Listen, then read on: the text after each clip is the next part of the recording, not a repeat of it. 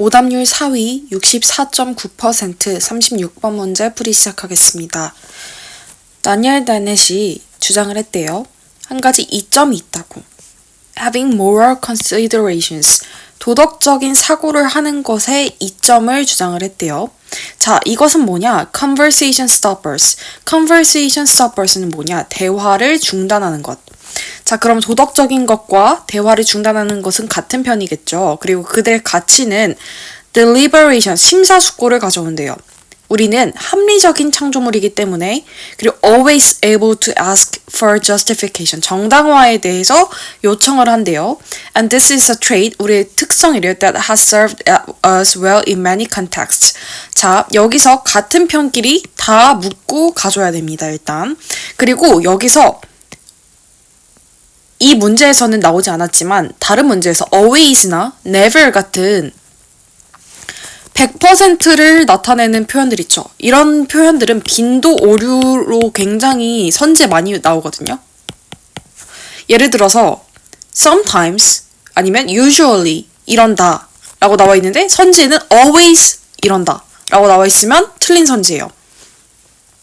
그런 식으로 빈도 오류로도 출제자들이 굉장히 오류 선지를 많이 내기 때문에 이런 always, never 이런 100%를 가리키는 빈도 오류로 출제될 수 있을 만한 표현들은 체크를 작게 해두는 것이 좋습니다. 자, 그리고 순서배열 문제는 A가 제일 첫 번째로 오는 경우는 극히 드물어요. B나 C에서 옵니다. B나 C부터 보면 돼요. 자, that would be morally wrong 이라고 나와 있어요. would appear to work in this manner 이라고 나와 있는데, 자, this manner 이 this manner이 앞 내용을 가리키려면 앞에서 뭔가 부정적인 얘기가 나왔어야 했는데 플러스 benefit에 대한 얘기가 나왔었죠. 그래서 this manner morally wrong? 조금 아닌 것 같은데 C를 한번 먼저 읽어볼게요. C 읽어보면 the problem is, 자, 여기서 the problem은 앞에 나왔던 문제를 가리키는 게 아니라 the problem is라는 표현이에요. 근데 문제는 우리 한국어에서도 이런 표현 쓰잖아요. 야, 근데 문제는 뭐뭐야 이런 식으로. 그 문제가 앞에 나왔던 내용을 가리키는 문제인가요?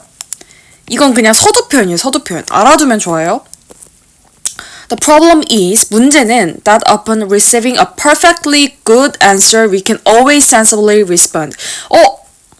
제가 아까 always 체크하려고 했던 이유가 있죠. always는 굉장히 중요한 기능어예요. 왜냐면 함부로 필자들이 이런 표현을 못 써요. 왜냐면 1%라도 다른 가능성이 있으면 어떡해. 근데 always를 썼다는 것 자체가 뭔가 이 뒷말을 강조하고 싶으니까 썼겠죠. 근데 여기서도 또 나왔네. always. 찰떡같이 붙는다. always sensibly respond, okay, but what justifies that? 이러면서 나왔어요. 그리고 우리는 잠재적으로 끝없이 그리고 never coming to decision, 결론에 도달하지 못한대요. 그리고 끊임없이 영원히 hesitant, 주저하고 의심한대요. 그리고 unknown by, 여기 기능은 아시죠? Our own rational capacity. rational 그대로 나왔죠? 자, 이 주장을 그대로 반대말을 하면서 꺾었어요. 중간에 큰 버튼은 없었지만, 역접은 없었지만 the problem is라는 표현으로 꺾었죠. 자, 그러면 기능어를 보면 처음에 이 얘기를 하고 싶어서 하다가 이렇게 꺾은 느낌이라기보다는 이 얘기를 하고 싶었는데 먼저 서두에 반대말을 일단 통용되는 말을 깔고 다시 이걸로 돌아온 것과 같아요. 근데 뭐가 됐든 얘는 백동이고 얘는 흑동인 걸 잡았어야 돼요. 여기까지. 자, 그 다음에 이제 문제 나왔으면 문제에 대한 얘기를 해야겠죠. 그래서 A랑 B 중에서는 A가 조금 더 가깝겠네요. 일단 A 읽어보면 This is potentially as much a problem for our own private deliberations 나왔고, as랑 as가 두 개가 나오면 뭐뭐와 뭐뭐의 그 같다라는 거예요. as는 애초에 동급을 나타내는 기능어기 때문에 앞에 뭔가가 있어야 비교를 할 게 있겠죠. 비교해서 같다고 얘기를 할 게 있겠죠. 그래서 앞에 the problem is 하면서 문제를 설명을 했고 그 문제는 어떤 문제와 같아 이런 식으로 구조적으로 한 번 더 써준 거예요. 그리고 항상 선생님이 말했죠. 문제가 나오면 뒤에 세 가지가 나온다. 바로 뭐? 해결, 원인, 심화. 이렇게 세 가지가 나온다고 했어요. 여기서는 지금 Then I suggest that it is useful to have consideration generator structures. 자, 이거 뭔지 저도 몰랐어요. 이거 보고 알았어요. 자, useful이 나왔네요. 갑자기 또. 아, 그러면 문제를 얘기하고 해결을 얘기해주고 싶어서 이 단락으로 오면 되겠구나. 그리고 once introduced, stop and further deliberations in its tracks. 이 내용이 전반적으로 스토리를 다 이해할 수는 없어요. 그렇지만 구조적으로 always 있었죠. 우리는 항상 합리적인 존재고 중간에 뭐 멈추고 심사숙고를 하고 정당화하고 도덕적인 표현을 써. 그렇지만 항상 perfectly good은 아니야. 우리는 문제가 발생하게 돼. 문제는 우리 끊임없이 주저하고 의심한다는 거야. 그래서 그런 문제는 마치 이런 문제와 같아. 뭔 말인지 몰라요. 뭐 public interpersonal ones 몰라요. 그렇지만 useful한 게 있어. 유용한 게 있어. 이런 것들이 유용해. 해결책을 제시했어요. 그 다음에 that would be morally wrong. 도덕적으로 틀렸어. 라고 in this manner. 말할 수 있어요. this manner도 앞에 뭔가 문제가 있었어야 나올 수 있었는데 아까 우리 그래서 BC 중에서는 C가 먼저 나왔던 거예요. 그리고 C가 문제이기 때문에 문제 뒤에는 무조건 해결이나 원인이나 심화가 나와야 되는데 여기서 그 어떤 것도 나오지 않았어요. 그래서 A가 답인 거예요. C 다음이 A. Once a claim is accepted that there is no need or room for seeking further justification. 이런 식으로 나왔는데 지금 전체 전개도를 보면 서두에 이 얘기를 하고 싶었는데 처음에 이걸 깔았던 거예요.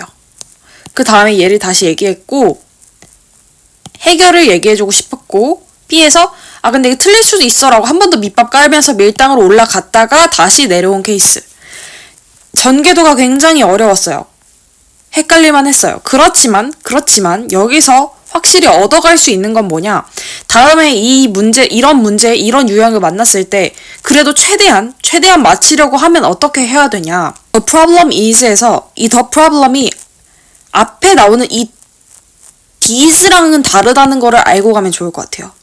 그걸 알고 다음 문제에서도 써먹었으면 좋겠고 그리고 always 같은 이런 기능어들 잘 주의 깊게 봤으면 좋겠고 이런 perfectly 같은 것도 이어지는 거. 그리고 무엇보다 저는 솔직히 C, B, A 한 사람들 그렇게까지 잘못하지 않았다고 생각해요. 그렇지만 왜냐 C를 했기 때문에 주어진 지문과 C가 너무 찰떡같이 맞아떨어지는 패러프레이징 되는 표현들이 너무 많아요. 딱 정확하게 반대말이 되는 것들. 알겠죠? 그래서 다른 거는 못 잡았더라도 C가 먼저 나오는 건 무조건 잡았어야 돼요. 이 정도만 연습을 했어도 굉장히 도움이 많이 되는 문제입니다. 그 외의 것들은 너무 하려고 하지 마세요. 왜냐면 정답률이 64.9%라는 거는 반에서 절반 이상이 못 맞췄다는 거기 때문에 이런 문제에 너무 힘을 쏟지 마세요. 특히 2, 3등급 친구들. 2, 3등급 친구들 이 문제 못 맞췄다고 좌절하지 마세요. 어차피 시험장 가도 이런 문제 또 나오면 틀릴 확률이 더 높아요. 맞힐 확률보다. 그러니까 자기가 부족한 게 뭔지 더 생각을 하고 단어가 부족하면 단어를 외우고 해석이 부족하면 해석 연습을 하고 그런 식으로 부족한 점을 채워야지 이 문제 한 문제 못 풀었다고 해서 너무 좌절하고 나는 절대 1등급은 못 받을 것 같아. 절대 뭐 1, 2등급 못 받을 것 같아 라는 생각은 멈춰도 돼요. 이 문제는 정답률이 오답률이 64.9%였다는 거는 어려웠던 문제고 시험에 또 나왔을 때 또 틀릴 수도 있어요. 그렇지만 여기서 얻어갈 것만 딱 얻어가고 글을 구조적으로 보는 눈만 키워서 가면 좋을 것 같습니다. 정답은 C, A, B입니다.